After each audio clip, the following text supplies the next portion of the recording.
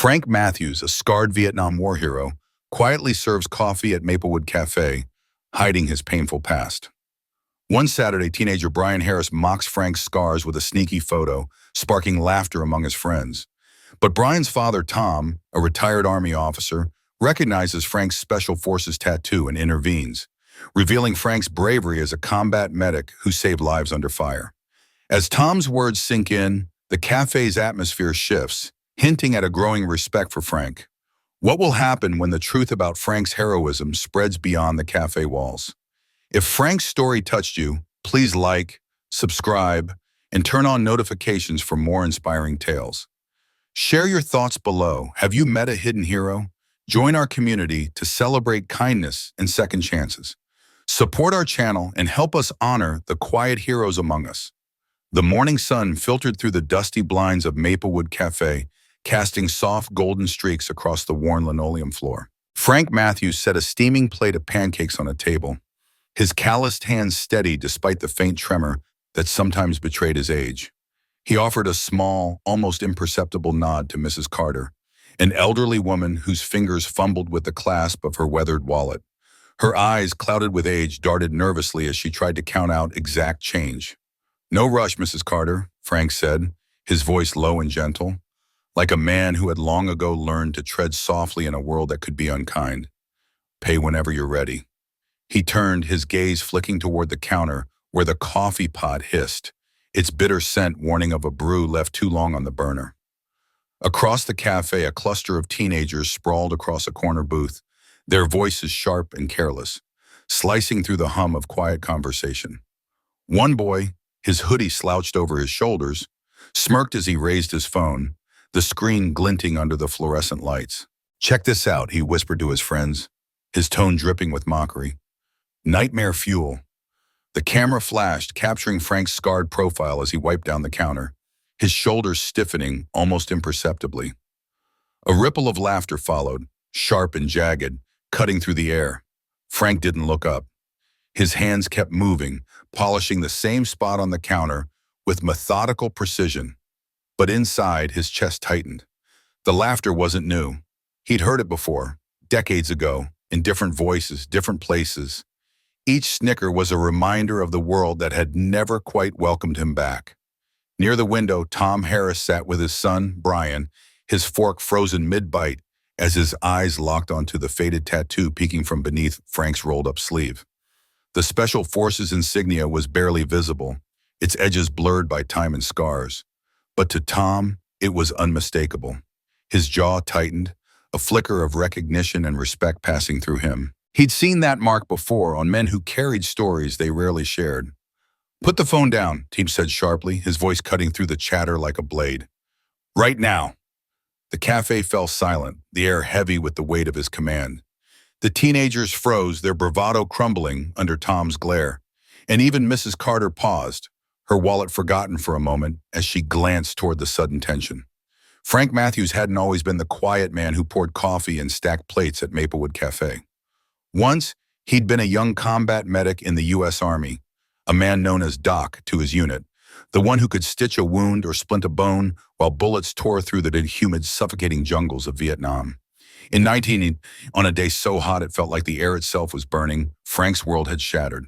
His unit, pinned down near the Cambodian border, had been ambushed, their screams mingling with the crack of gunfire. A helicopter sent to evacuate the wounded had barely touched the ground before it was struck, spiraling into a fireball just a few hundred yards away. Frank didn't hesitate. His heart pounded, not with fear but with a fierce, unshakable need to act. Dodging shrapnel and gunfire, he sprinted toward the wreckage, the heat searing his lungs. He dragged one soldier to safety, then another, and another, each trip a gamble with death.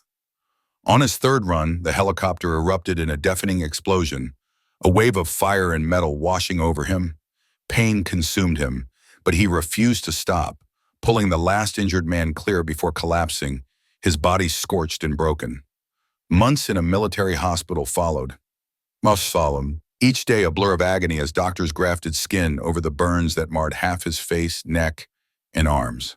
The pain was relentless, but it was the silence that hurt more, the absence of gratitude when he finally returned home. The country was fractured, torn apart by a war that had lost its purpose in the eyes of many. Protesters shouted "baby killer" as he walked down the street, their words sharper than the shrapnel he'd once faced. Strangers averted their eyes, their discomfort palpable when they saw his scars. There were no parades, no medals pinned to his chest in front of adoring crowds. Only the mirror, reflecting a face he barely recognized, in a world that felt like it had moved on without him. Rebuilding a life after war was like trying to piece together a shattered glass. Frank tried to fit in, but the stares followed him everywhere. Some people crossed the street to avoid him, their hurried steps a silent judgment. He avoided veterans' halls, skipped parades, and turned down invitations to reunions. The memories of combat, the smell of blood, the screams of the wounded, were heavy enough without trying to explain them to people who could never understand. But then he met Ellen, a cashier at a small grocery store in Maplewood, Missouri. She didn't flinch at his scars or shy away from his silence. Instead, she saw the man beneath, the one who still woke at night, haunted by the faces he couldn't save, but who carried a quiet strength that refused to break. They married in a quiet ceremony, building a life together in a town that asked little and gave just enough. For 30 years, Ellen was his anchor, her laughter a balm for wounds that never fully healed. When cancer stole her away, the loss was a fresh kind of devastation, leaving Frank adrift in a world that felt emptier than ever. The Maplewood Cafe became his refuge. He took the job on a whim, needing something to fill the boy's lonely days. The cafe was a small, unassuming place, its walls lined with faded photos of local history, its air thick with the scent of fresh coffee and sizzling bacon. Here, Frank found a rhythm: pour coffee, clear plates, wipe down tables, repeat. To the regulars, he was just Frank, the quiet man with steady hands and a polite nod, always ready with a fresh pot of coffee. They didn't ask about his past, and he didn't offer. It was exactly how he wanted it, a fragile piece he'd carved out in a world that had once turned its back on him. But on that Saturday morning, as the smell of pancakes and coffee filled the air, something shifted. The teenager's laughter, the flash of the camera, the weight of Tom's sharp rebuke, it all stirred something deep within Frank. He kept his eyes on the counter, his hands moving mechanically, but his mind was elsewhere. He was back in the jungle, the heat of the explosion licking at his skin, the weight of a wounded soldier in his arms. He was back in the hospital, staring at the ceiling as nurses whispered about his prognosis. He was back in the grocery store, meeting Ellen's eyes for the first time, feeling a flicker of hope that maybe, just maybe, he could belong somewhere again. The cafe, with its clinking plates and murmured conversations, was his sanctuary, but it was also a reminder that some wounds never fully heal, and that some stories, no matter how deeply buried, have a way of resurfacing. In the bustling hum of the small-town cafe, Brian Harris, a lanky 17-year-old with a restless need to prove himself, slouched in a booth, his phone glowing in his hand. His eyes darted toward Frank, the quiet waiter weaving through the crowded tables, balancing a coffee pot with practiced ease. Brian leaned toward his friend, a mischievous grin tugging at his lips. "Yo, check this out," he muttered, voice low, brimming with the thrill of rebellion. This guy's face is straight-up horror movie material. As Frank passed their booth, his movements steady despite the weight of countless morning shifts, Brian tilted his phone, feigning a casual glance at a text. With a swift tap, he captured a photo of Frank's profile, the scarred skin along his neck and jaw glinting faintly in the sunlight streaming through the window. Brian stifled a laugh, his chest tight with the rush of getting away with something. He flashed the screen to his friends, who bit their lips to keep from bursting out, their shoulders trembling with suppressed giggles. The moment felt electric to Brian, a fleeting victory in his constant quest for attention, a way to cement his place among his peers. But the laughter, though quiet, wasn't quiet enough. Frank, moving with the calm precision of someone who'd long ago learned to tune out the world's noise, heard it all. He didn't need to see the phone to know what had happened. Years of working in the cafe, of brushing off stares and whispers, had honed his instincts to a razor's edge. The faint snickers pierced him, not because they were new, but because they were familiar. Too familiar. His face remained a mask of neutrality, his shoulders squared as he delivered a steaming mug to a nearby table. Only his fingers betrayed him, tightening ever so slightly around the handle of the coffee pot, a silent testament to the ache that bloomed in his chest. He felt the weight of their mockery, a dull, heavy thing that settled alongside the memories he carried. Memories of blood-soaked fields, of screams in the dark, of hands reaching for him in desperation. Yet he moved on, his steps measured, his heart quietly absorbing the sting as he had so many times before. Across the cafe, Tom Harris, Brian's father, sat with a half-eaten plate of eggs and toast, his silver hair catching the light. A retired Army officer, his face bore the lines of a life shaped by discipline and loss. He'd been deep in conversation with another regular, his voice warm with the camaraderie of shared stories, when the flash of Brian's phone and the muffled laughter cut through the din. His fork paused midair, his gaze sharpening as he turned toward his son's booth. The sight of Brian smirking with his friends sent a ripple of unease through him. Then he saw Frank reaching across a table to pour coffee, his sleeve slipping back to reveal a faded tattoo just above his wrist, a Special Forces insignia entwined with an old unit code. Tom's breath caught, his heart stuttering as recognition hit like a punch. That tattoo wasn't just ink. It was a map to a past Tom knew all too well. In an instant, the cafe dissolved, and he was back in the jungles of Vietnam, the air thick with humidity and fear. He saw young men with fire in their eyes and dread in their hearts, heard the crack of gunfire, felt the chaos of war. Medics like Frank had been the lifeline in that hell, running into the jaws of danger to drag the wounded to safety, their hands steady even as the world burned around them. Tom's chest tightened as he watched Frank now, the quiet waiter his son had reduced to a cruel joke, and the memories flooded in. Names, faces, moments he'd buried deep. Tom's jaw clenched, his fork forgotten on the plate. Without a word, he reached across the table and took Brian's wrist, his grip gentle but unyielding, forcing the phone down. Brian's head snapped up, his eyes wide with surprise. "Dad, what the hell?" he said, his voice a mix of irritation and embarrassment. Tom's gaze didn't waver, his voice low but sharp enough to cut through the noise of the cafe. "Put it away." Brian frowned, tugging his wrist free. "It's just a picture, Dad. Chill out." But Tom's eyes were locked on Frank, who moved with quiet dignity through the tables, unaware of the storm brewing in Tom's heart. "That man," Tom said, his voice steady but laced with something heavy, "saved more lives than you can even begin to understand." For the first time that morning, Brian fell silent, the bravado draining from his face. His father's expression wasn't one he'd seen often, a mix of anger, grief, and something deeper. Something that made Brian's stomach twist. The air in the booth shifted, the other boys growing quiet, their earlier laughter replaced by an uneasy stillness. Brian shifted in his seat, his fingers fidgeting with the edge of his napkin as he glanced nervously at his father, who still held his phone on the table. "Dad, seriously," he mumbled, his voice softer now, almost pleading. "It was just a joke." Tom shook his head, slow and deliberate, his eyes never leaving Frank. "No, Brian, it's not just a joke." He set the phone down, his hands folding together, his gaze steady and piercing. "Do you have any idea what that tattoo means? Do you have any clue what that man has been through?" Brian shrugged, his shoulders hunching as he tried to deflect the weight of his father's words. "He's just some old guy, Dad." Tom leaned forward, his voice calm but edged with an intensity that made Brian sit up straighter.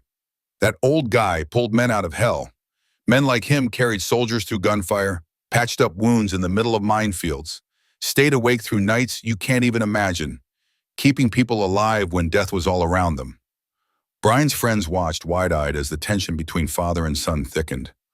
Tom let out a long, slow breath, his mind drifting to faces he hadn't thought of in decades. Young men, eager and terrified, who'd relied on medics like Frank to see another day. Men who'd never gotten the chance to grow old, whose names were etched in Tom's memory like scars. He looked at Brian's phone, the screen now dark, and felt a surge of anger, not just at his son, but at the world that had forgotten men like Frank. "I came home from Vietnam," he said, his voice quieter now, "and people spat at me in airports, called me a murderer. But at least I didn't carry scars like his." Brian opened his mouth to respond, but Tom raised a hand, silencing him. "Listen." Frank had just slipped back into the kitchen, the small bell on the door jingling softly behind him, a sound that seemed to echo in the sudden quiet of the cafe. Tom's eyes lingered on the door, his heart heavy with the weight of what he knew and what his son could never fully understand. Brian sat back, his bravado gone, replaced by a flicker of something new. Uncertainty, maybe even shame. The moment hung between them, fragile and unspoken, as the cafe hummed on around them. Tom Harris sat at a worn wooden table in the Maplewood Cafe, his calloused fingers tracing the grain as memories from a war long past stirred in his chest. The faint hum of conversation and the clink of coffee cups surrounded him, but his focus was on the man moving quietly between tables. Frank Matthews, a waiter whose unassuming presence hid a story Tom could never forget. He raised a hand, catching the eye of the cafe owner, Hank, who was wiping down the counter with a rag. "Hank, could I have a wee word with your waiter for a minute?" Tom's voice was steady, but it carried a weight, a quiet urgency that made Hank pause, his rag slowing as he studied Tom's face. "Frank's on shift," Hank said cautiously, his brow furrowing as if bracing for trouble. "Everything all right?" Tom shook his head, a small smile softening the lines etched deep in his face. "No trouble, I just want to thank him." The words were simple, but the gravity in Tom's eyes told Hank this was no casual request. With a slow nod, Hank disappeared into the back, leaving Tom to sit with the weight of a moment he'd carried for decades.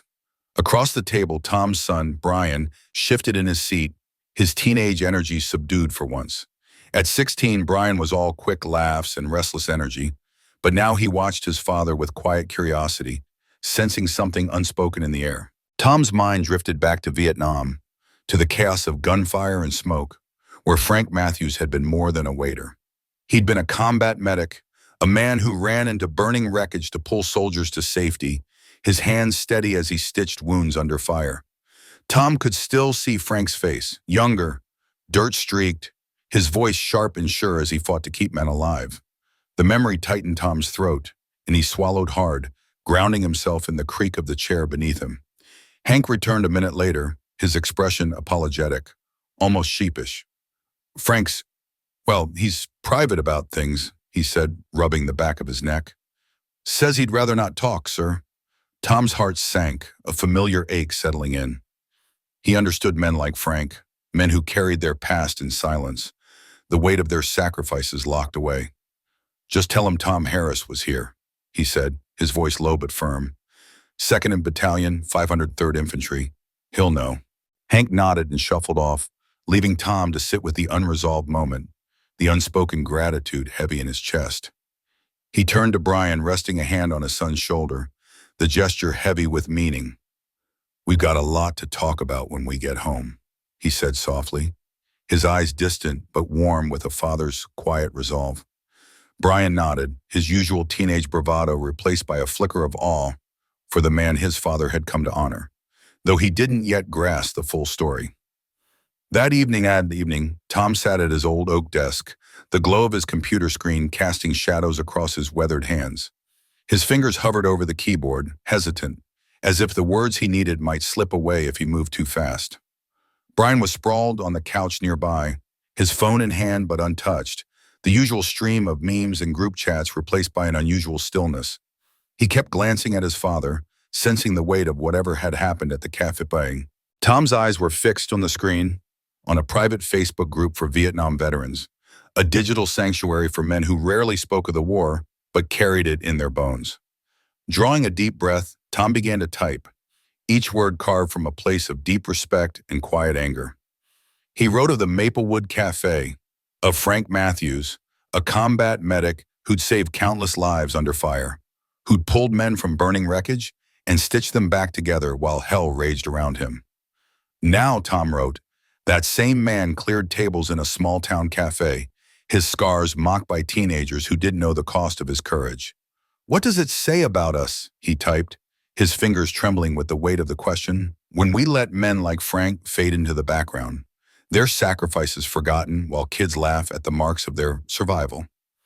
He hit post and leaned back, unsure if anyone would care, if the words would reach beyond the void of his own heart. Within an hour, his phone buzzed. Then again and again.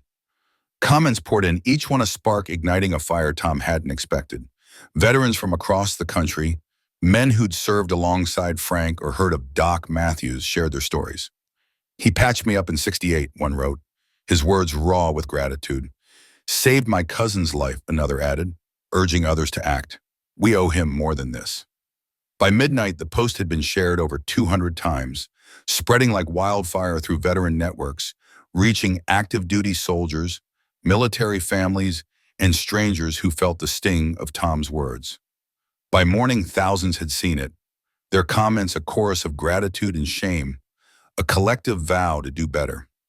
Meanwhile, the teenagers who'd snapped photos of Frank, laughing at his scarred hands and quiet demeanor, had posted their pictures online with cruel captions, unaware of the storm they'd unleashed. By Sunday afternoon, their feeds were under siege. Comments flooded in, sharp and unyielding. "That's a combat medic you're mocking. Show some respect. Take this down and apologize." The weight of their actions settled over them, heavy and inescapable. Brian, sitting on his bed, stared at his phone, his stomach churning as he scrolled through the comments on his friend's post.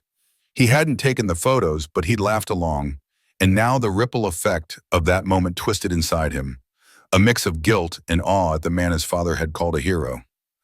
At the Maplewood Cafe, Frank Matthews remained oblivious to the online firestorm.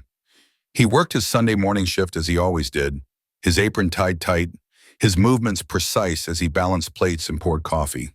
His voice was soft, his eyes focused on the task, but there was a quiet dignity in his routine, a strength that had carried him through war and now through the mundane. Yet something was different. The regulars who'd once offered polite smiles now watched him with a new awareness. Their glances held respect, a silent acknowledgement of the man behind the apron, the hero they hadn't seen until now.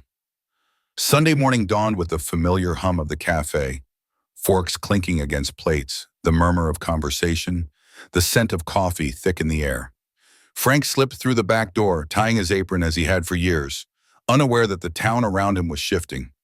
By 7 a.m., unfamiliar faces began to fill the tables. Men and women in military dress uniforms, Marines in crisp blues, Army veterans in faded unit jackets, Navy retirees with silver hair, sat quietly ordering little more than coffee or toast. Each table held a small card, simple and stark. "Thank you, Doc." Hank leaned against the counter, arms crossed, his eyes wide as the uniforms kept coming. First a few, then a dozen, then nearly 24 by mid-morning. The cafe had never been this busy on a Sunday, the air thick with a quiet reverence. Frank stepped onto the floor, a tray of coffee mugs balanced in his hands, and froze. His eyes swept the room, taking in the sea of uniforms, the cards on every table, the weight of their presence. For a moment his breath caught, and the tray trembled slightly in his grip. He didn't know the full story, didn't know about Tom's post or the thousands of voices now honoring him, but in that moment he felt the shift, a recognition that reached back through decades, a quiet salute to the man he'd always been. The air in Maplewood Cafe carried a weight that morning, heavier than the usual hum of clinking mugs and murmured small talk. Frank Matthews, tray in hand, felt the eyes of the room shift toward him, a sensation that pricked at the edges of his nerves like a cold wind. His fingers tightened briefly on the tray's worn edges, a flicker of instinct urging him to turn back, to retreat to the safety of the kitchen's clamor. Memories surged unbidden, moments when gazes like these had carried pity or unease, when his past had been a shadow he couldn't outrun. But before he could give in to the impulse, Hank was there, his voice a low, steady anchor at Frank's side. "They're here for you, Frank," he said, the words simple but heavy with meaning. Frank's throat tightened. He squared his shoulders, forcing his feet to carry him forward, each step a quiet defiance of the doubt gnawing at his chest. As he neared the first table, a Marine gunnery sergeant rose, his posture rigid with purpose. The man's salute was sharp, precise, cutting through the cafe's hum like a blade. "Doc Matthews," he said, his voice steady, but laced with something deeper. "Gratitude, respect, maybe even relief. Thank you for not leaving anyone behind." The words hit Frank like a physical force, stopping him mid-step. For a moment, he was back there, Dust and chaos, shouts and the sharp sting of adrenaline. But then the present snapped into focus. The sergeant's hand extended, waiting. Frank hesitated, his heart pounding with a mix of pride and unease, before reaching out.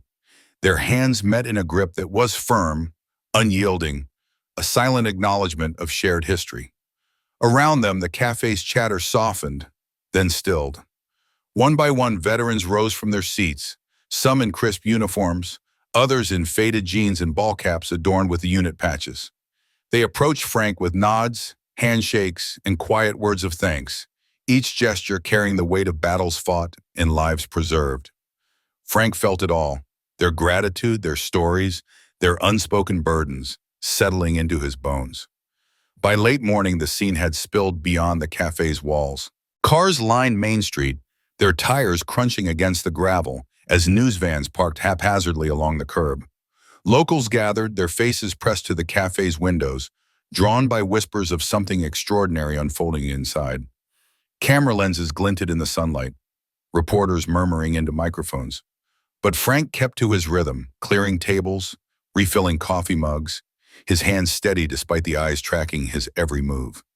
Yet something had shifted.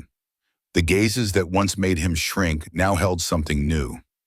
Not judgment, not pity, but a quiet, resolute gratitude that seemed to radiate from every corner of the room. The veterans had turned the cafe into a sanctuary, a place where their shared pasts converged in silent reverence. Young soldiers with fresh scars, older ones with weathered faces, Navy officers and Army vets, they all waited, patient and deliberate, for their moment to approach Frank. Each handshake was a bridge to a memory, each nod a tether to a moment when he'd been their lifeline. At one table, a woman in navy dress blue stood, her movements careful, almost reverent. She clutched a small, worn box, its edges softened by time. Her eyes met Frank's, and for a moment her composure faltered, her voice soft but steady. "My father," she began, her words carrying the weight of loss, "was one of the men you pulled from that helicopter. He passed last year, but he made me promise, if I ever found you, to give you this." She opened the box, revealing a purple heart, its surface catching the cafe's dim light. Frank stared, his breath catching in his throat, the weight of the moment pressing against his chest. He wanted to protest, to say it wasn't his to take, but she pressed the metal into his hand, her fingers closing his gently around it. The gesture was final, leaving him speechless as she stepped back, her eyes shining with something unspoken. Frank stood there, the metal heavy in his palm, its edges pressing into his skin as if anchoring him to a past he tried to leave behind. Near the back of the cafe, the door swung open, admitting Tom Harris and his two sons. Brian, the younger, kept his eyes fixed on the floor, his face pale and taut with shame. James, taller and leaning heavily on a cane, moved with a limp that spoke of old wounds. As they approached, Frank's gaze flickered with recognition, a spark of memory igniting. James offered a small, knowing smile. "You probably don't remember me," he said, his voice warm but tinged with the ache of recollection. "Third vehicle in the convoy." Frank's brow furrowed, then cleared as the memory snapped into place. Fractured femur, shrapnel in the lower back. A soldier who kept trying to stand despite the pain.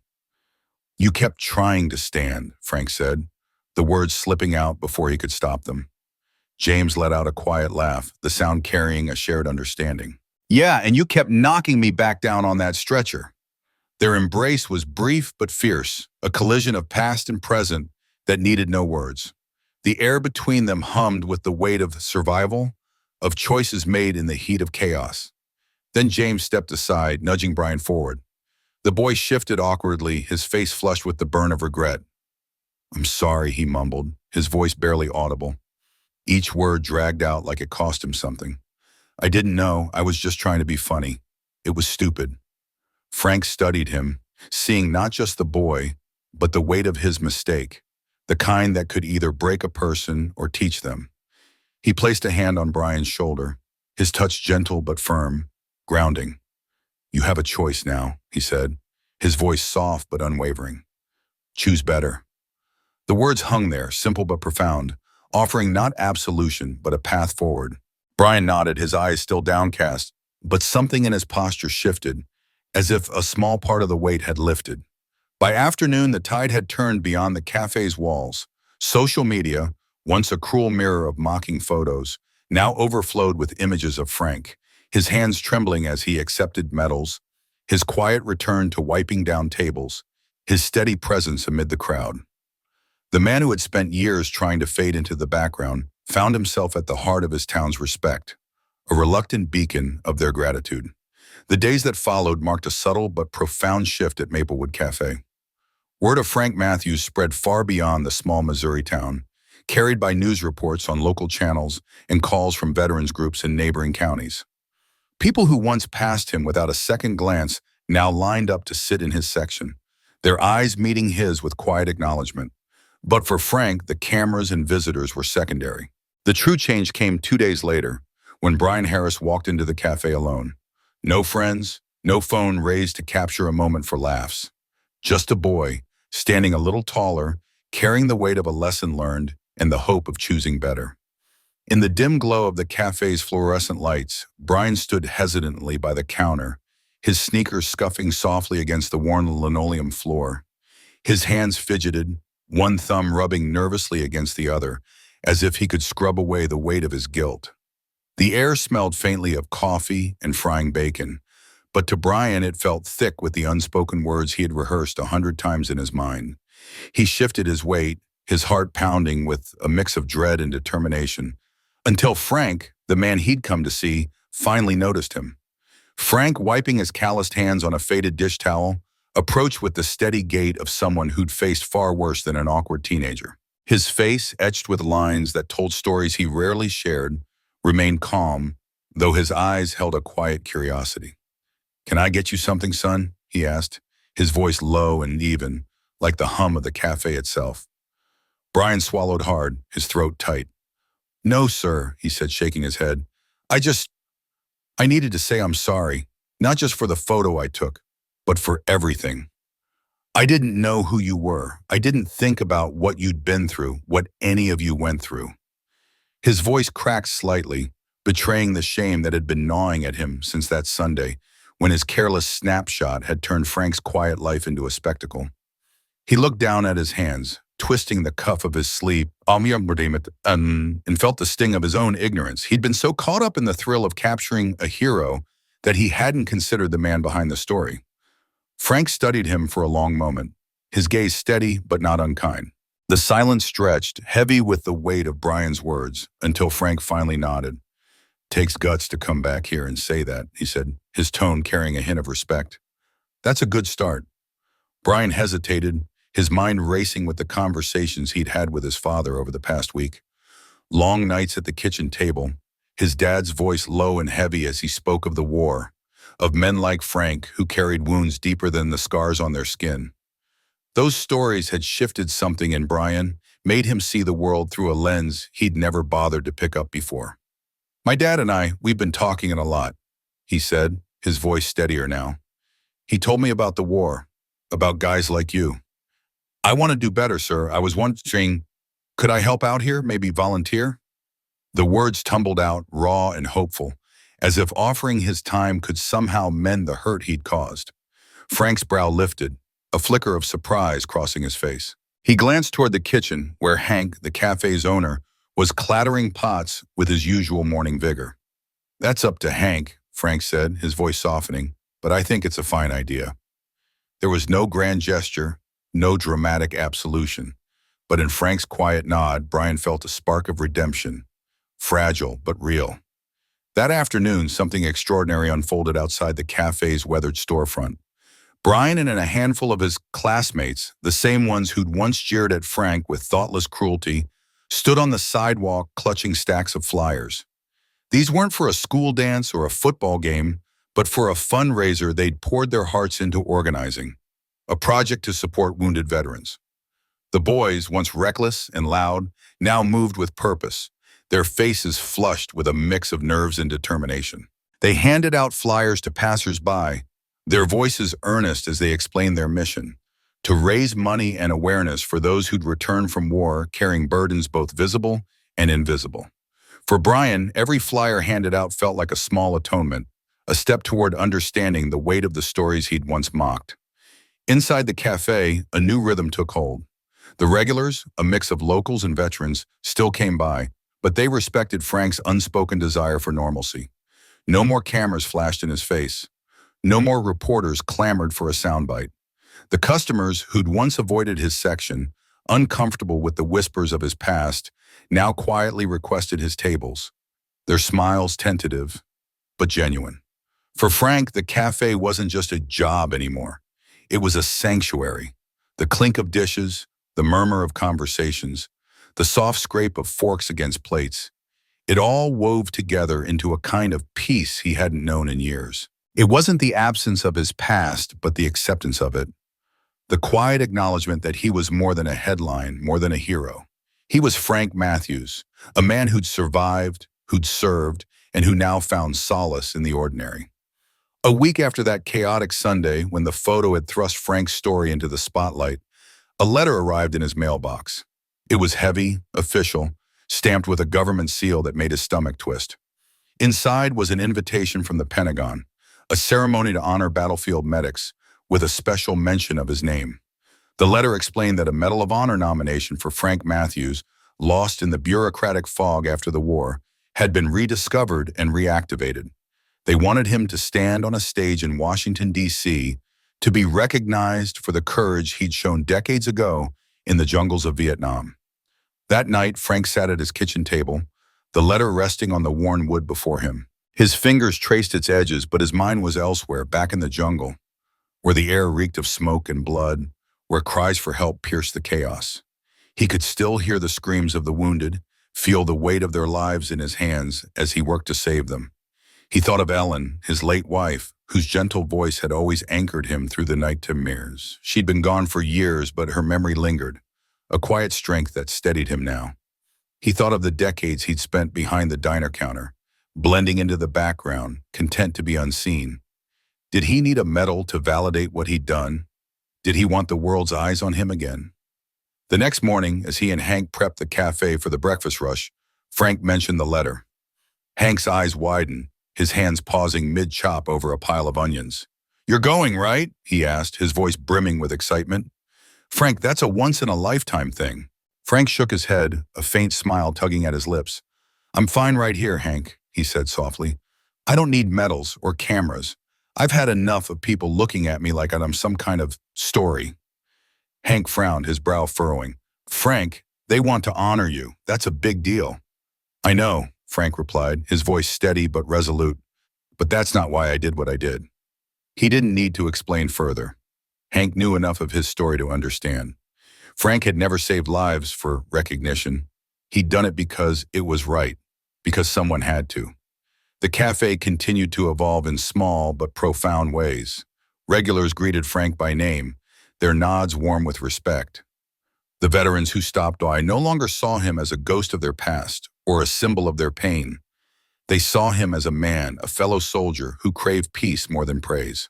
Brian and his friends, once the loudest troublemakers in town, now showed up every Saturday, their laughter softer, their purpose clearer.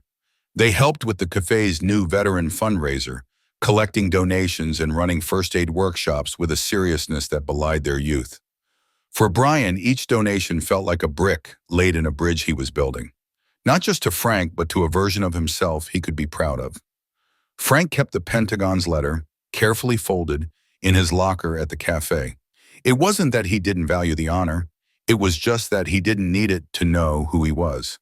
The medals, the ceremonies, the speeches, they were for others, for a world that needed symbols. For Frank Matthews, the truest recognition came in quieter moments. A handshake from a fellow veteran, a nod from a customer, a life lived with dignity in a town that had finally seen the man behind the scars. On a quiet Tuesday morning, as the cafe hummed with its usual rhythm, Frank found a card tucked beneath a plate on the counter. It was simple, handwritten, and unsigned, but its words carried a weight that no medal ever could. "Thank you for what you did then, and what you do now." Frank's fingers lingered on the card, his throat tightening. He slipped it into his pocket next to his heart and went back to pouring coffee, his hand steady, his soul at peace. Before dawn, Frank Matthews stepped into the cafe, his work boots tapping softly against the tiled floor, a familiar rhythm in the stillness of the early morning. The chairs sat upside down on the tables, the air heavy with the warm, comforting aroma of fresh bread, while the world outside remained cloaked in the quiet of pre-dawn. Frank made his way to his usual spot by the break room, a corner that had become his sanctuary over years of routine. But today, something broke the rhythm. An envelope rested on his chair, its presence sparking a flicker of curiosity in his weathered heart. His calloused fingers, rough from decades of labor, lifted it carefully as though it might crumble under his touch. The handwriting was uneven, youthful, yet instantly recognizable. With a slow, deliberate motion, he opened it, his pulse quickening with a mix of anticipation and unease. A single sentence greeted him. "Your scars are medals we cannot wear for you." No signature, but Frank knew it was Brian's hand. A heavy breath escaped him as he set the note down, his fingers lingering on the paper. Memories of his past, painful and unvoiced, surging to the surface. Those scars, both visible and hidden, were chapters of a story he'd kept locked away, burdens he carried alone. Through the break room window, Frank's eyes caught movement in the dining area, pulling him from his thoughts. A group of teenagers, Brian among them, sat crowded in a booth, their notebooks open, their faces alive with focus. An off-duty paramedic stood before them, her hands steady as she showed them how to tie a tourniquet and check a pulse. The kids leaned in, their questions tumbling out, their hands fumbling as they practiced on one another, earnest and determined. Frank stood still, his chest tightening with an emotion he couldn't quite pin down. It wasn't pride, nor was it the fleeting warmth of being noticed. It was something deeper, a quiet awakening of meaning, like a seed long buried finally breaking through the soil. Hank, the cafe's owner, appeared at his chair, wiping his hands on a worn towel. "We're letting them use the space for first aid workshops," he said, his voice warm with quiet conviction. "Seemed like the least we could do." Frank nodded, his gaze fixed on Brian, who was now asking a question, his hands mimicking the paramedic's careful motions. In that moment, Frank felt the weight of his past shift, not gone, but reshaped into something new, a silent testament to resilience that others could see and learn from. As the day unfolded, Frank returned to the familiar cadence of his work, pouring coffee, clearing plates, offering soft greetings to the regulars who filled the cafe. But something had changed in the air. The regulars, who once passed him with polite nods, now met his eyes with a warmth that felt unfamiliar, their smiles lingering like a shared secret. Some patted his shoulder as they left, others slipped handwritten notes beneath their plates, small, heartfelt gestures that carried a weight Frank hadn't expected. Each note, each touch, was a reminder that his scars, those marks of pain and perseverance, weren't just his own. They were a story, a quiet example of what it meant to endure, to keep showing up day after day. They were a gift to those who noticed, a way to show that strength often hid in the most unassuming places. As evening settled over the cafe, the hum of voices and the clatter of dishes filled the space with life. Frank wiped down a table, his movements steady and practiced, when he caught sight of Brian again. The boy was helping his dad carry takeout boxes to a neighbor's car, his young face glowing with a quiet sense of purpose. A faint smile tugged at Frank's lips, a rare crack in his stoic exterior. Honor, he thought, wasn't found in polished medals or loud applause. It lived in the small, unglamorous moments, in the way we carry our past, in the choices we make to lift others up, even when no one is watching.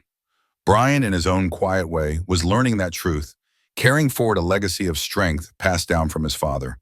As the last customers drifted out, the cafe grew still, leaving behind only the faint scent of coffee and the soft hum of the dishwasher in the back. Frank wiped down the final table, the streetlights outside flickering on, casting a warm golden glow over the town he'd served for so long.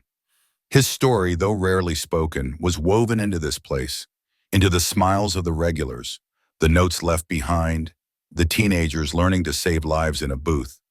It was a reminder that the people we pass every day, the cashier, the bus driver, the neighbor down the street, carry stories of sacrifice and resilience we may never fully know. In a world that often raced forward, chasing fleeting trends and shallow fame, Frank's quiet presence was a call to pause, to look closer, to see the dignity in the everyday. It was an invitation to choose respect over judgment, to honor the hidden strength in those around us, and to pass those values on to the next generation, just as Brian was beginning to do.